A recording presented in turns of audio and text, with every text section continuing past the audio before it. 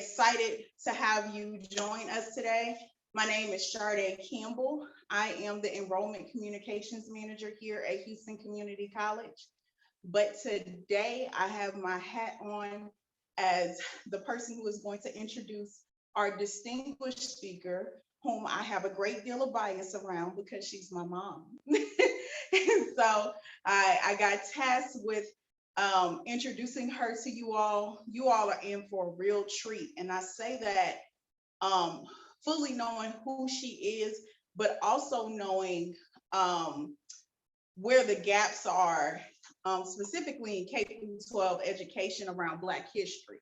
And so it's so important that we have these types of events to fill in the gaps that of history that may not have been focused on or covered while you were in K through 12.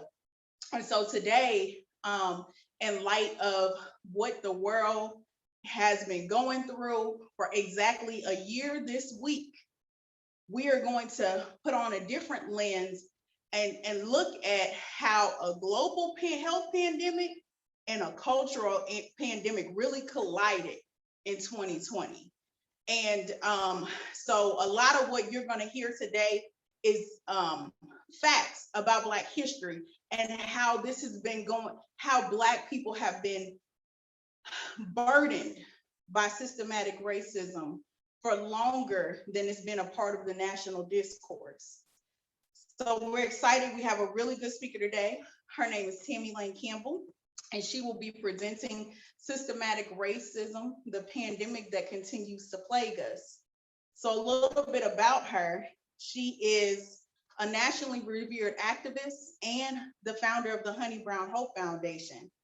In a climate where the marginalized are left feeling hopeless by the bitterness of social and environmental injustices, her organization, the Honey Brown Hope Foundation, offers programming, resources, and support that align with its causes: civil rights, diversity appreciation, and environmental stewardship. With nearly 3 decades of service to the community, Tammie Lang Campbell has locally and nationally addressed the school to prison pipeline that disproportionately affects Black and Brown students. You're going to hear us talk a little bit about that, but as a preview, many people do not know that they build prisons and predict how many prisons they need to build based on how many third graders fail. There's a direct correlation, and it's connected to excessive and wrongful disciplinary practices that happen at the K through 12 level that fuel students right into the pipeline. So she helps families with direct support and resources around that. She has advocated for policy reform, distributed over 200,000 in environmental stewardship calendars to promote us taking care of our earth, and hosted history talks, much like what you're going to hear today, that share the untold history of the civil rights era, and afforded over 5,000 youth and their families the opportunity to sit at the feet of civil rights heroes. She is a sought after mediator, speaker, and social commentator who's been featured in countless media outlets. As a natural extension of her work, she's also served on the Harvard Civil Rights School to Prison Pipeline Roundtable. She was the first female president of the NAACP in Missouri City. She served as a state education chairperson for NAACP. Recently, she graduated as a senior fellow from the American Leadership Forum and served as the Fort Bend District Attorney Brian Middleton's Criminal Justice Transition Committee. Brian Middleton is the first Black district attorney in Fort Bend County. Campbell is a recipient of multiple awards, which as her daughter, she requires me to read. So y'all just bear with me and clap silently over there. She's a recipient of the Aetna Insurance Magic Johnson Award, KPRC Local 2, Jefferson Top 25 Women of Houston, the Jasper Key to the City, YMCA Minority Achievers, the Drum Major Award from North Houston Frontiers. She was also recognized as Sophisticated Black Hair's Role Model Beyond Beauty. She's a graduate of a HBCU, Alcorn State University, and with all these accolades, she considers her children her greatest blessing. So get some energy in your spirit, because I can't hear you put energy in your hands, and welcome my mom, founder of the Honey Brown Hope Foundation, Miss Tammie Lang Campbell. Woo, woo, woo! Round of applause, drums. Wow, wow, wow. With the introduction like that, I tell you, and you don't have to pay for it, you're blessed. Hello, Eagers, how are you? I'm excited to be with you today. It's always a privilege and blessing to connect with those whom are in the business of education and keeping our community informed. Thank you, Sade, and your dynamic team. I tell you, including Dominique Brown, Ashley Rhodes, Regina Wilson, and the entire student staff life team for your invitation to bring a Black History Month presentation in March. We're making history, guys. Black History Month is usually celebrated in February. It's a time to reflect upon the mass contributions of Black Americans to America's history. But let me be clear, Black history is American history, and we should be celebrating it 365 days a year. I'm excited to speak with you today about systemic racism, the pandemic that continues to plague us. We're covering some heavy mellow material today. It's heavy. So before I dive into this topic, I would like to take this time, this moment, to give you an opportunity to breathe and exhale. Exhale. Come on, let's do this together. Breathe in and out.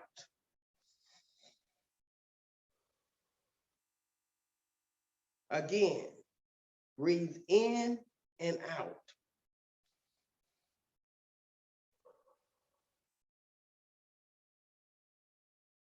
I tell you, we shouldn't take breathing for granted, especially what we're going through with COVID-19. Today, I'm putting the spotlight on the word pandemic and its connection to the destructive virus, racism. Because the level of infection associated with the pandemic is serious, you will see why I have deliberately used the word pandemic to describe what we are going through and what we have gone through as Black people in terms of racism. We Blacks are subjected to systemic racism daily with no antidote to counteract the spread. No antidote to counteract the spread. Racism atmosphere is so toxic and thick that we Blacks are being choked. The very life is being choked out of us in this America system, in all of America's systems. Tragically, this racism virus has continuously spread and mutated because it has never been aggressively treated. Over time, we've been able to slow the outbreak down through some legislation. But you know that legislation can't change the heart. Sadly, the racism virus is continuously allowed to profile, attack, and destroy Blacks. It does not allow us, Blacks, to fully breathe, regardless of social, professional, economic, or educational level. During my presentation today, I will be talking about how the pandemic of racism has polluted all of America's systems and how it continuously poisons our society. Unfortunately, we Blacks don't have any preventive measures, like we do with COVID. We can wear masks, we can wash our hands, and we have a vaccine, vaccines that help prevent the spread. We don't have those preventive measures. Now, again, I intentionally chose to compare racism to the coronavirus because it will help everyone better understand what we have gone through with systemic racism, how it has plagued, infected, wreaked havoc upon our nation and our Black citizens.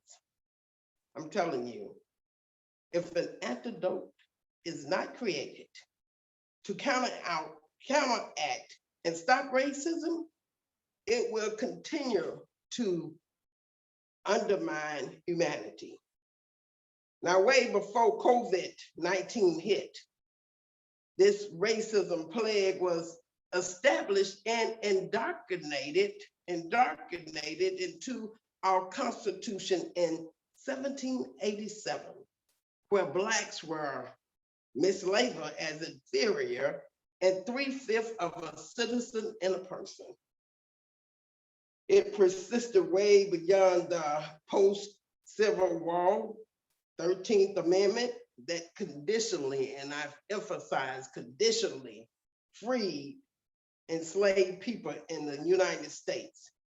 The 14th Amendment that gave us full citizenship conditionally, and the 15th Amendment that allowed Black men to vote again conditionally because it was only Black men.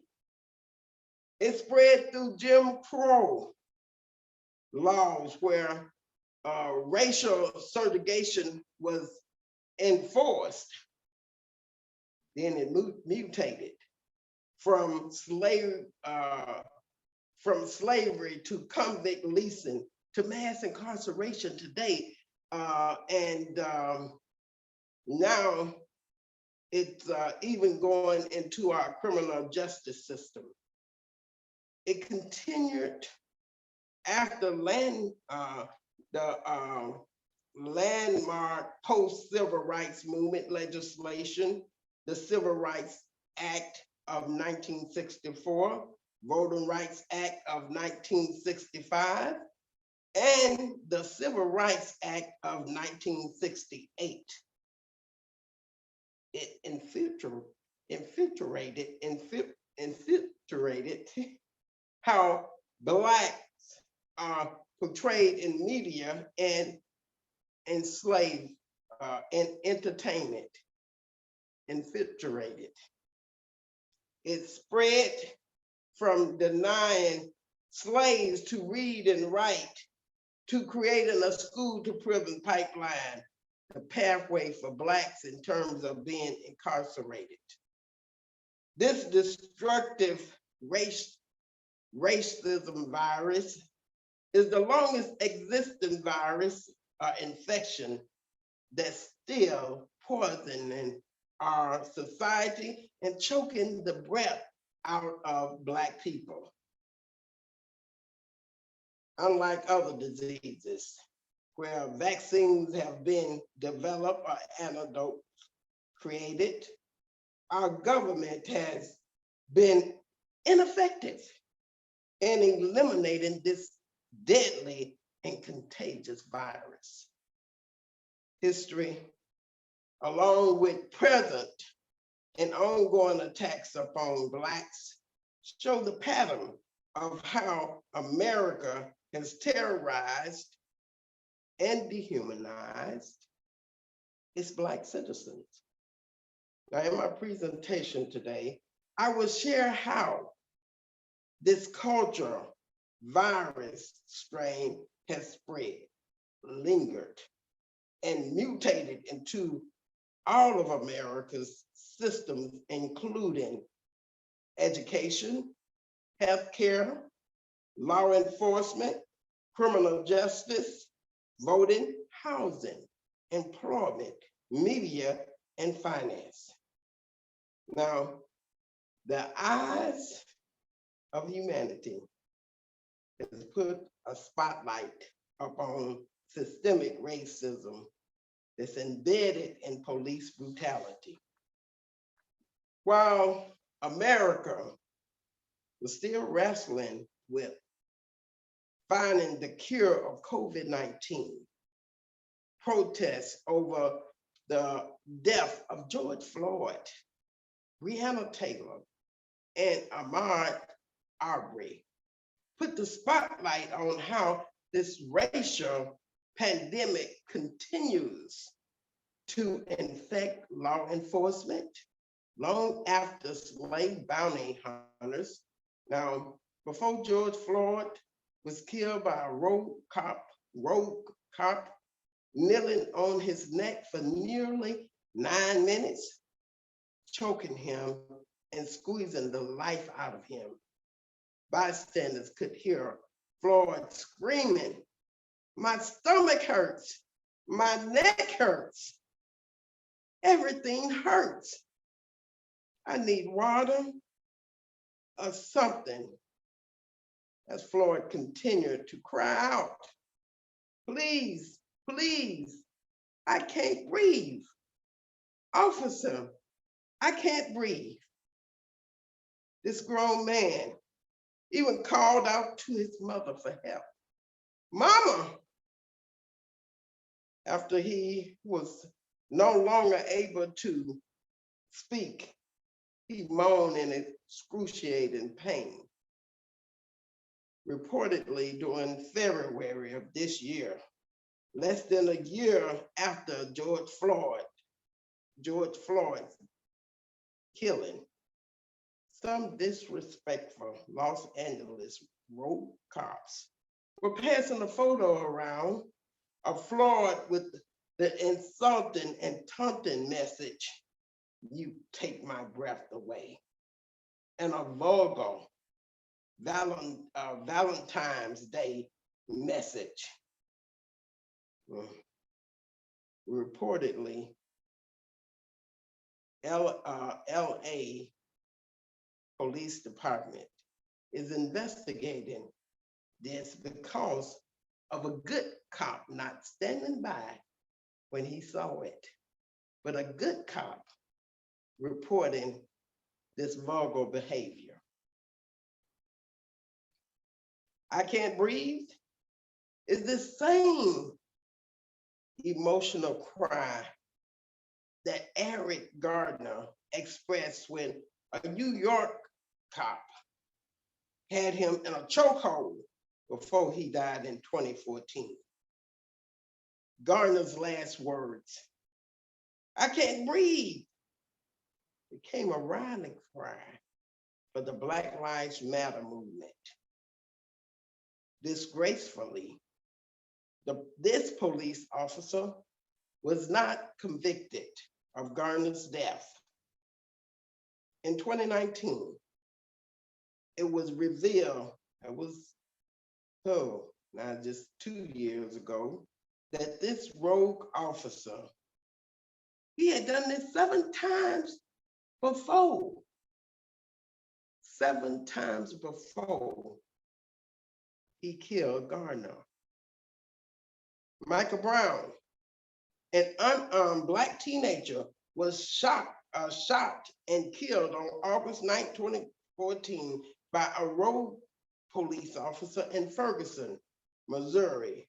Brown's killing promoted protests for weeks and continued after St. Louis County prosecutor announced a grand jury decided not to indict. In 1992, the beating of Rodney King sparked the 1992 Los Angeles riot. Not one officer, not one at the scene made any formal report of misconduct. Instead, they joked about it later. I tell you, unfortunately, they're still at it. From the 2021 joke about George Floyd and his last words, "I can't breathe," in a Valentine's message. In 1992, the beating of Rodney King sparked the 1992 Los Angeles riot. And as I said, not one officer stepped up, but they made a spoof out of it. Now, I want to give you an opportunity here, because I want to hear what you think about it. Which systems does racism show up when an unarmed person is brutalized or killed by police? Is it the criminal justice system, education, employment, economic, government, healthcare, housing, law enforcement, military, media, voting, or all of the above?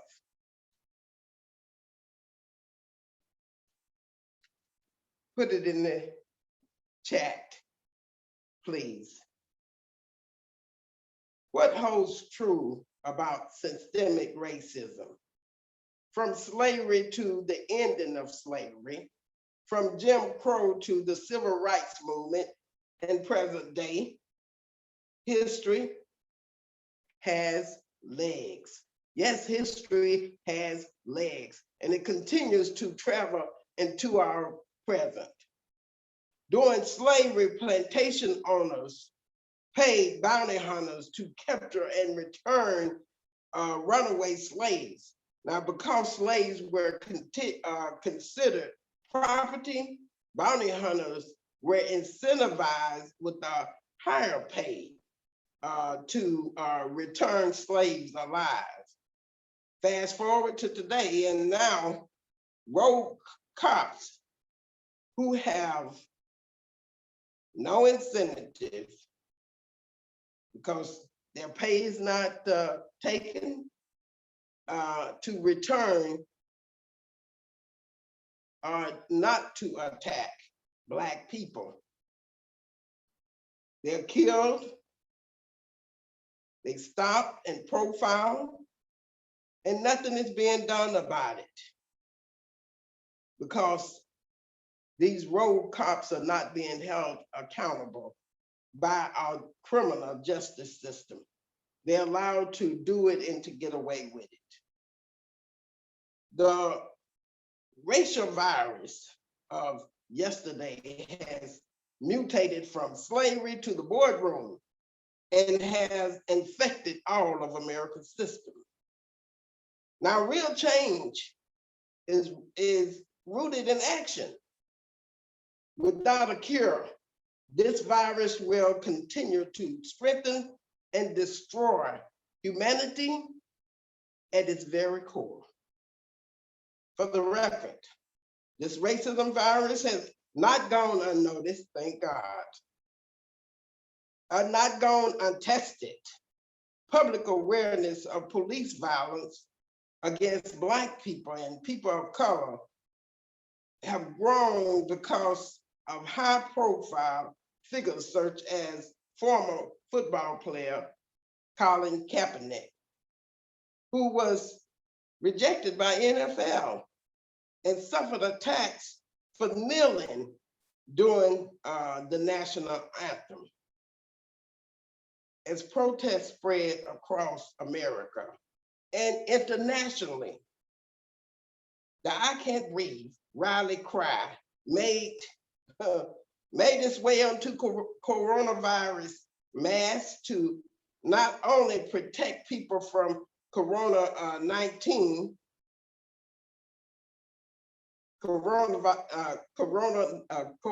COVID-19, but to stand for those who can't breathe in other ways because of systemic racism. Now let's look at systemic racism rooted in healthcare. This racism virus has impacted Blacks differently in healthcare, and we've witnessed this COVID-19. We witnessed this too.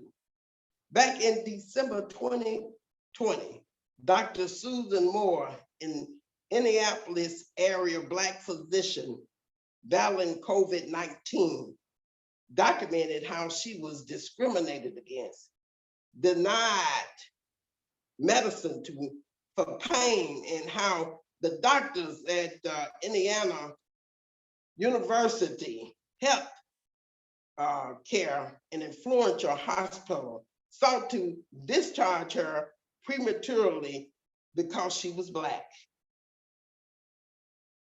That's a lot of information. I want to give you time again. We're going to pause a little for you to breathe in and out, to exhale. Come on, let's do this together. Breathe in and out.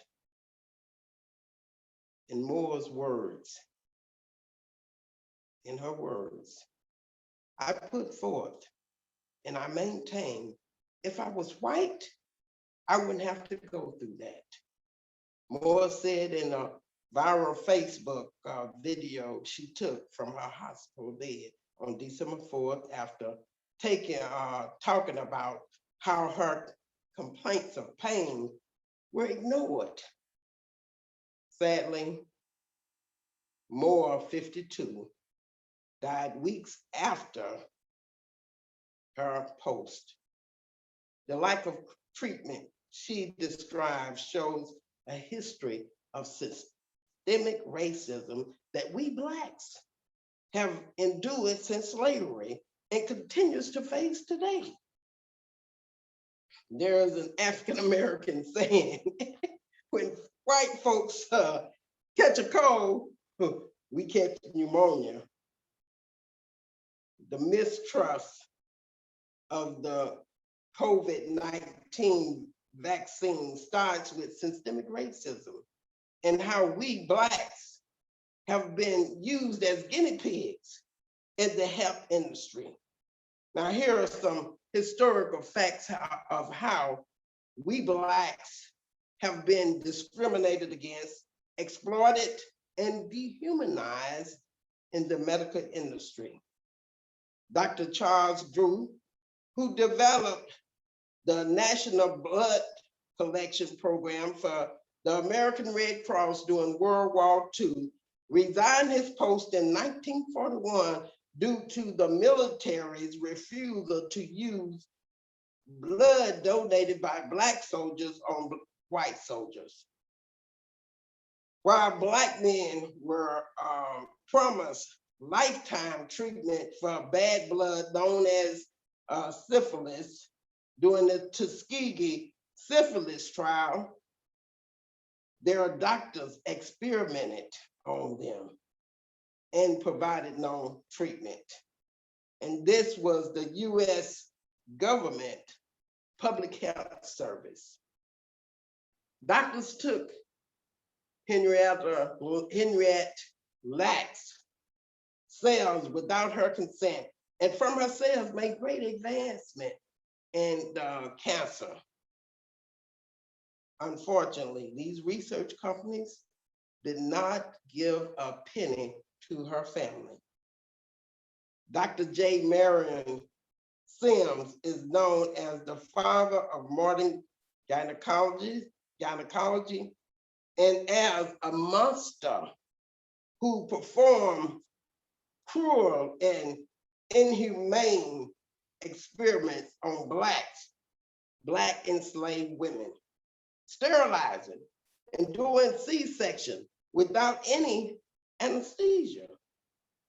Thanks to activists protesting against the tribute statue that was in New York Central Park. It has been taken down. It was done in 2018. Tragically, it was legal to sterilize Black women without their permission in 32 states from 1909 to 1979. Yes, I said 1979. Data reveals that Black women are 3 to 4 times more likely to die from pregnancy complications because they are not given proper care. The same care, the same consideration as a white woman who's going through pregnancy complication or just pregnancy period. After the Civil War ended, slavery continued in the form of convict leasing, a system in which Southern states wrongly imprisoned Blacks and leased them for profit. Now, after death, they were still being used at some medical centers for to study anatomy. Give me your thoughts about which system does racism show up and when Black people's medical concerns and illness are met with a different response than white people. Let's go in the chat now. Is it in criminal justice, education, employment, economic, government, healthcare, housing, law enforcement, military, media, voting, or all of the above? Let's move on to finance and housing. Although Blacks are no longer subject to Jim Crow's laws based on our skin color, systemic racism still exists and denies us equal wealth, opportunity, and access. Prior to Dr. Martin Luther King's assassination in 1968, he was shifting his focus to economics with the Poor People Campaign and securing economic justice and equity. The Federal Reserve survey of consumer finance reveals that the average Black family has 10 cents for every dollar, 10 cents for every dollar held by the average white family. Citigroup recently calculated the cost of systemic racism in the United States at a whopping 16 trillion over the past 20 years, which is the combined cost of racial disparities in wages, education, investment in Black-owned businesses, and the housing market. Now, according to Citigroup calculation, Black workers in the US have lost 113 billion in potential wages over the past 2 decades because they couldn't get a college degree. The housing market lost 218 billion in sales because Black applicants couldn't get home loans. 13 trillion in business revenue never flowed into the economy because Black entrepreneurs couldn't access bank loans. Now, Citigroup has also found that the US could add 5 trillion in gross domestic product over the next 5 years if the wage gap was closed today. If the wage gaps were closed today. I'm pleased to report that this financial group, hey, they put their money where their mouth is and committed more than 1 billion to close the racial gap. The company launched 150 million fund to support minority businesses in January. The National Association of Realtors revealed that Black applicants are rejected for mortgage loans 3 times higher than white applicants, which suppresses Black home ownership. Now, this racial wealth gap for home ownership hasn't changed over only a little in 5 years. Since the Civil Rights Act of 50 years, since the Civil Rights Act of 1968 that expanded on previous acts by prohibiting discrimination concerning the sale, rental, and financing of housing based on race, religion, national origin, sex, handicap, and family status. African Americans have nearly double the amount of student loans that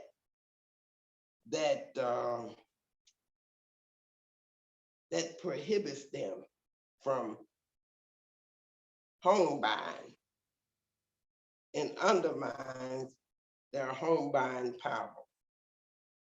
Now, in education,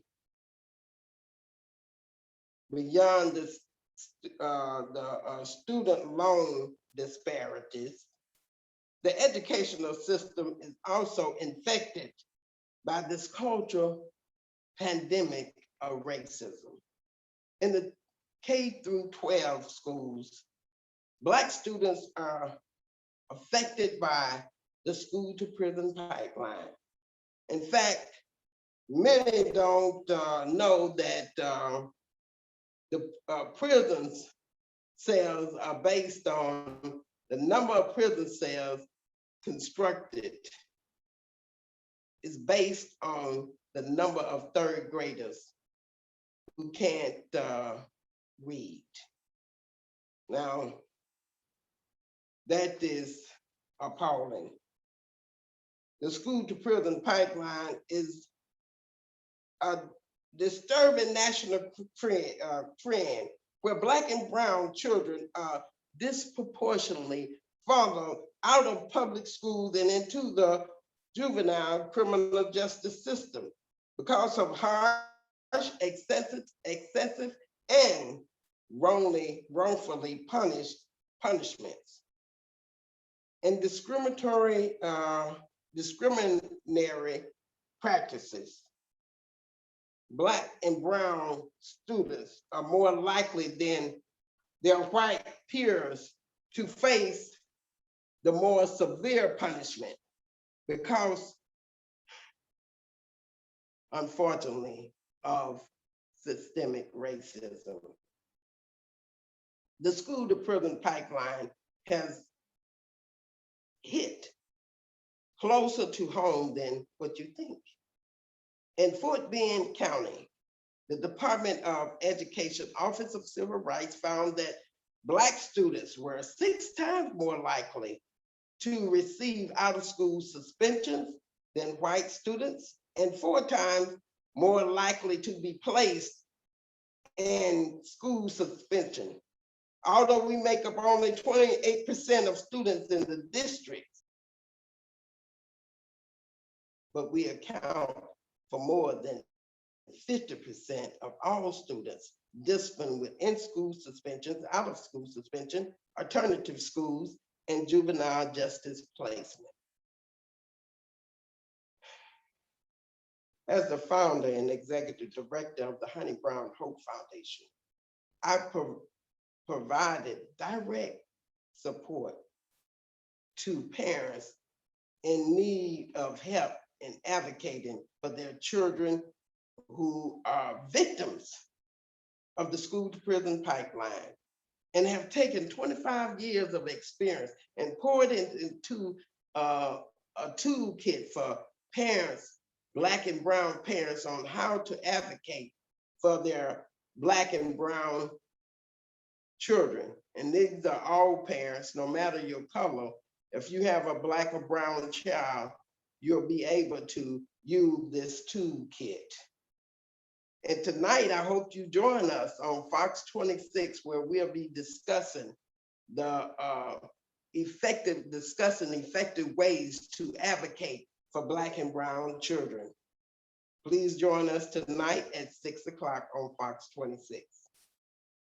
Fox 26 will be live streaming it, not on Fox 26. They will be live streaming it. Now, today, it was important for me to mention that COVID-19 has put eyes on racial, economic, and social inequities that exist in our nation. In the summer of 2020, the inaction of a global and cultural pandemic propelled racism to America's conscience and inspired national dialogue.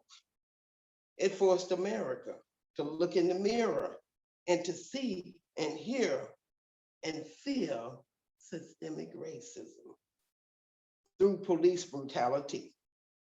As emphasized today, systemic racism is deeply rooted in all of America's systems.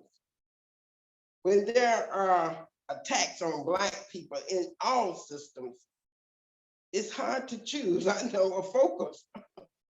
So during our time together, I've highlighted multiple systems and how we have been affected by the systemic racism. Now, I want to get your thoughts here about which systemic racism do we need to address first in the chat here. Criminal justice, education, employment, economics, government, healthcare, housing, law enforcement, military, media, voting, are all of the above. Give me your feedback. Now, more than ever, we have a responsibility and an opportunity to confront this long-standing societal ill that has plagued Black people in this country, our country, for centuries: racism. In closing, let's pause for a moment and let's breathe in and out together.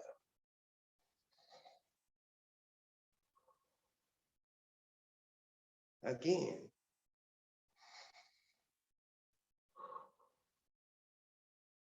Now take a moment and open your mind and reimagine what all we as Americans stand to gain if we fully commit as a nation to be part of the antidote to secure a cure for the cultural pandemic, racism. Whether it is a conscious decision to seek help for one's own cultural bias, take action, and stand and protest against discrimination, or say something when we see or hear racism.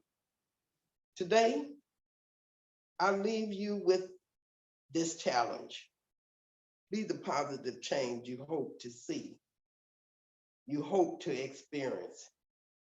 And let's join forces 365 days a year and make systemic racism history. Thank you.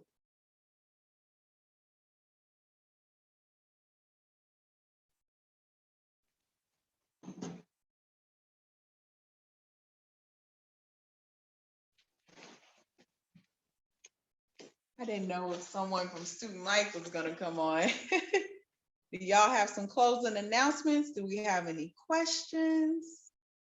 I want to.